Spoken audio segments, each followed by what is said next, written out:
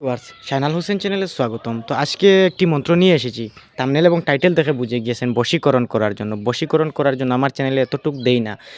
হ্যাঁ, বশীকরণে অনেক মন্ত্র আমার কাছে আছে, কিন্তু প্রথমেই যেগুলো ভিডিও দিয়েছিলাম ওইগুলোর মধ্যে বশীকরণ নাই।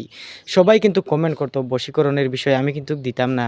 কে কার বউ বেটিকে করবে, তার পাপের বাগী আমি হয়ে যাব তার জন্য। কিন্তু যা বশীভূত করবে, যার বশীকরণ না হবে তো তারা কিন্তু করবেন, বা ওটা কিন্তু প্রমাণ করার জন্য করবেন না। তো ওইগুলো হিসাবে আমার অনুমতি রইল না। তো সরাসরি বলি কিভাবে করবেন, যে একটি মন্ত্র যদি পড়ে, যদি আগুনে, যদি শস্যের বীজ যদি আগুনে ফেলে দেন, ওই মন্ত্র পড়ে সে পাগলের মতো, যদি বলেন সে পাগলের মতো ছুটে আসবে। যদি আপনার যদি মনে যদি ওই রকম থাকে, সে পাগলের মতো ছুটে আসবে। সরাসরি প্রেমিক প্রেমিকা স্বামী স্ত্রী করতে পারবে। আমি স্বামী স্ত্রীর বিষয়ে আমি বলতেছি, স্ত্রী কোথাও গিয়েছে, যে পালিয়ে গিয়েছে, তাকেও আনতে পারবেন, প্রেমিক প্রেমিকাও আনতে পারবেন। তো ওই মন্ত্র আজকে আমি বিধিসহ দিতেছি, কিন্তু যদি ভালো লাগে সাবস্ক্রাইব করে আমার চ্যানেলের সঙ্গে থাকবেন। যদি বুঝেন না ওই চ্যানেলে থাকলে আমার ফল হবে, তো আমার চ্যানেলের সঙ্গে থাকবেন। আমি বাউতা কিছু দেই না, আমি মন্ত্র আমি স্ক্রিনে দিয়ে দেব, আপনারা দেখবেন। এবং আমি প্রথমেই আমি বিধি বলে দেই।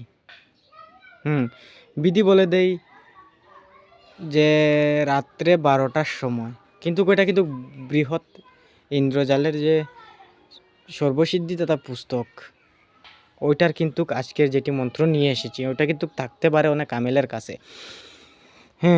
সর্বসিদ্ধিদাতা পুস্তকর আজকের মন্ত্র। তো সরাসরি বলি, বিধি বলে দেয় রাত্রে 12টার সময়, যে কোনো দিন হতে পারে। রাত্রে 12টার সময় একটি গটিতে যে শস্যের বীজ নেবেন, 108টা গণে রাখবেন, রেখে ওই গটিতে 108 বার ফুঁক দেবে। ফুঁক দিয়ে ওই যেটি মন্ত্র উচ্চারণ করেছেন শস্যে বীজ, ওই বীজ হাতে নিয়ে একবার ওই মন্ত্র উচ্চারণ করবেন, ফুঁক দিয়ে আগুনে নিক্ষেপ করবেন। হুম যে হিসাবে করা হয় হুমের মতো করবেন। 108 বার, 108 বার করবেন। 108টি আছে ওই গটিতে প্রথমেই 108 বার আপনি উচ্চারণ ফুঁক দিয়েছেন। প্রথমে ফুঁক দিয়েছেন, আবার দিতে হবে। একটি নেবে ফুঁক দিয়ে হুম করতে হবে, আরেকবার নেবে হুম করতে হবে। 108 বার আগুনে দেবেন। ওই হিসাবে 9 দিন করবেন। যদি মারাত্মক করতে চান 9 দিন করবেন, পাগলের মতো হয়ে যাবে, আপনার বসে আসবে। তো সরাসরি মন্ত্র বলে দেই। তো মন্ত্র আমি মুখে বলে দেই এবং স্ক্রিনে দেখে নেন। যদি সুবিধা হবে আপনাদের, স্ক্রিনে দেখে নেন, আপনারা স্ক্রিনশট মেরে রাখতে পারবেন। তো দেখেন স্ক্রিনে, কুলহু আল্লাহ কি দানা জগানা দিলাবর, শকত তুম হো জারি হো মোহব্বত।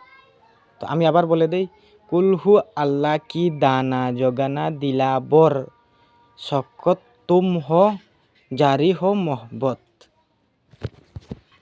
তো আপনারা দেখে নিয়েছেন ওই মন্ত্র অনেক ছোটো মন্ত্র, কিন্তু কাজ অনেক মারাত্মক। তো যারা তন্ত্রমন্ত্র কাজ করে তারা কিন্তু জানে মন্ত্রের কতটুক শক্তি থাকে।